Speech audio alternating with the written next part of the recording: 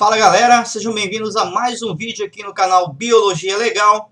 Hoje estou aqui com um vídeo onde estarei falando para vocês sobre a reprodução dos seres vivos. Estarei durante esse vídeo fazendo uma diferenciação entre a reprodução assexuada e a reprodução sexuada.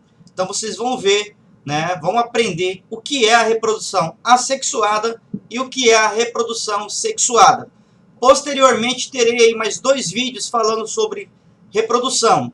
No próximo vídeo estarei falando sobre a reprodução assexuada e um terceiro vídeo aí falando sobre a reprodução sexuada.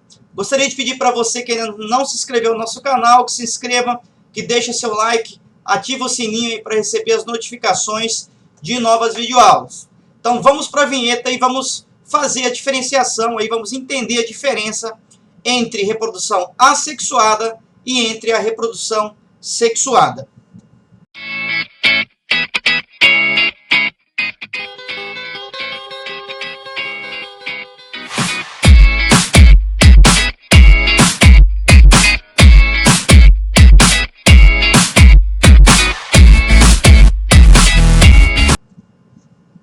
Muito bem, o que é reprodução?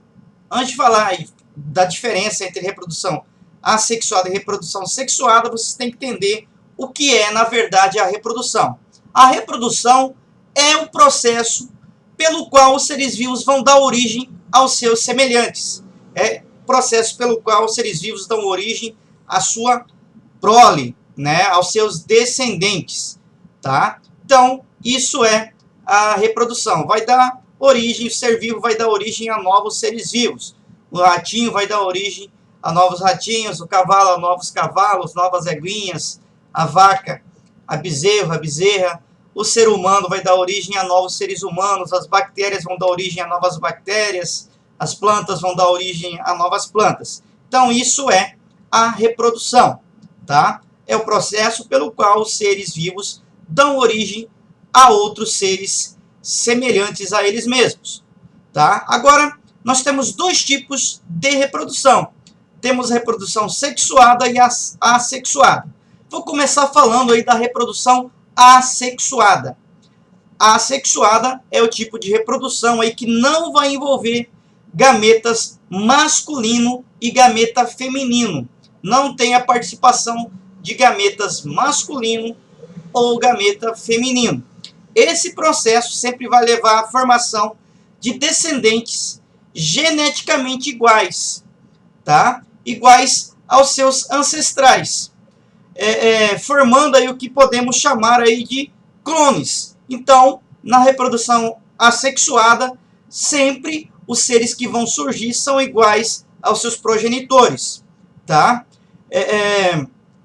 Na reprodução assexuada, não ocorre a recombinação genética e nem a variabilidade genética, tá? Das espécies. Então, todos os indivíduos vão nascer iguais. Tem um grande problema, e sem essa recombinação genética, a população vai ficar exatamente igual. Não vai acontecer, vamos dizer assim, a evolução dessa espécie. Não vai ter surgimento de novas características por esse processo de reprodução assexuada. Tá? Tem algum problema para a espécie? Tem. Se esses indivíduos são todos iguais e surgir aí uma característica ambiental que esses indivíduos não consigam sobreviver, pode levar ao quê? A extinção dessa espécie, tá ok? Porém, acontecem mutações genéticas fora da reprodução. Esses indivíduos que nasceram, por exemplo, 2 bactérias que surgiram de uma igual, eles são iguais. Porém, se uma bactéria passa aqui agora por um processo de mutação genética, ela sim, ela vai se dividir novamente em 2, e essas 2 podem trazer modificações, tá? Porém, essas modificações não aconteceram durante o processo reprodutivo, tá ok? Mas pode ser prejudicial, então, para a espécie. Porém, um modo mais rápido de se reproduzir, não gasta energia, tá? Porque não há necessidade aí de encontrar parceiros para que aconteça isso. Não vai ter gasto de energia, não vai ter preocupação em arrumar um namorado, uma namorada, em casar, tá? Então, o bichinho, a bactéria quer se reproduzir, fala, vou me reproduzir, vai lá e forma duas bactérias iguais a ela, se divide ao meio. Simples assim, tá? Sem ter muito gasto de energia, tá ok? Agora, a reprodução sexuada já é um processo aí caracterizado aí, né? Onde ocorre, onde tem a ocorrência aí das células especializadas, células essas chamadas de gametas, são células especializadas na reprodução, tá?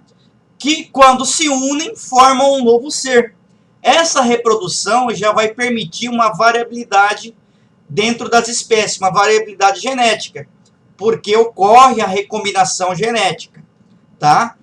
Com essa recombinação genética, os seres irão aparecer aí com pequenas modificações, o que vai tornar mais fácil aí o processo de seleção natural.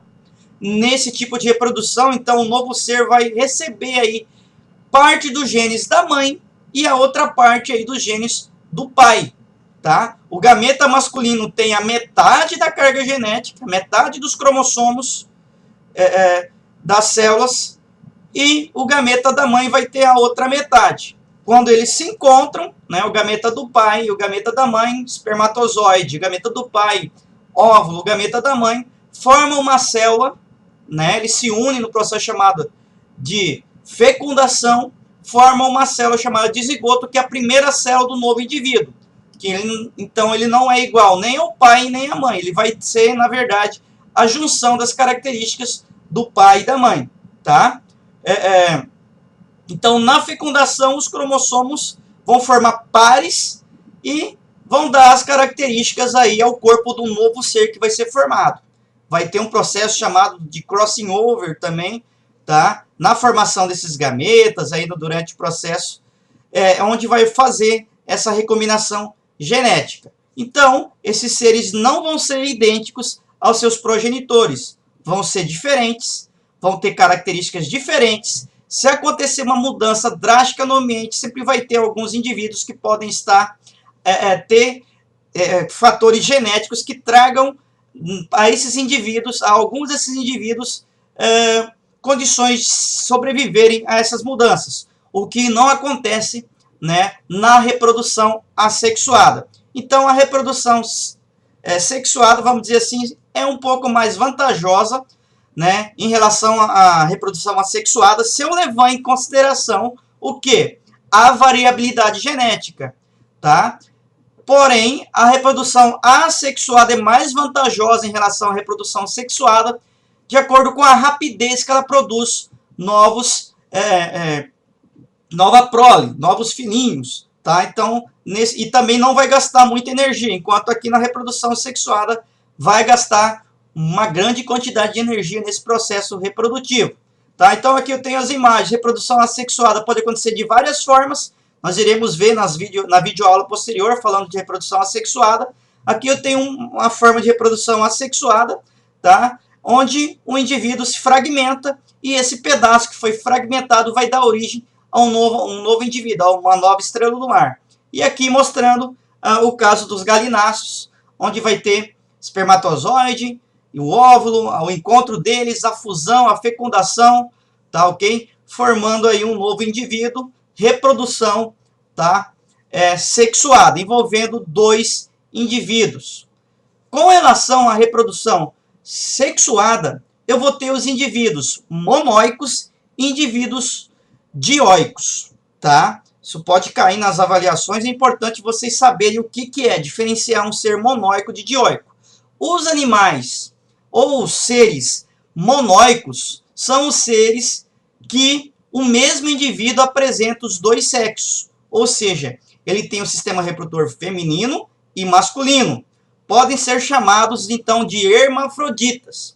Como exemplos de seres aí monóicos, de seres hermafroditas, nós vamos ter aí as minhocas, algumas lesmas, tá?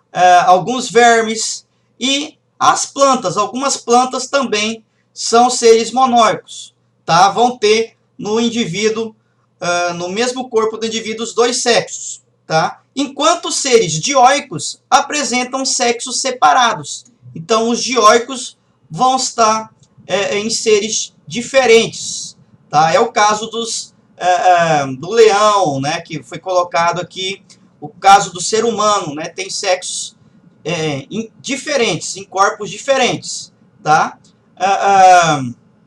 Os seres monóicos, as gônadas, então, masculina e feminina, vão estar no mesmo indivíduo. E nos seres dioicos, as gônadas, para quem não sabe o que é gônada, é a glândula produtora de hormônios e produtora dos gametas, né? Isso que é a gônada. Dos seres dioicos, as gônadas masculinas ou femininas, tá? Vão estar em seres diferentes. Então, nós falamos que os seres são unissexuados, tá? Tem um ser macho e um ser fêmea, enquanto nos monóicos eu vou ter apenas um ser que é macho e fêmea, hermafrodita, ao mesmo tempo. Plantas, alguns vermes, a planária, né, são exemplos de seres monóicos. A minhoca também, né, é o ser monóico, ele tem os dois sexos do mesmo indivíduo. Tá? E seres dioicos, cavalo, cachorro, ser humano, as aves em geral. Então, essa foi a nossa aula, espero que vocês tenham gostado. Um forte abraço e até a nossa próxima videoaula.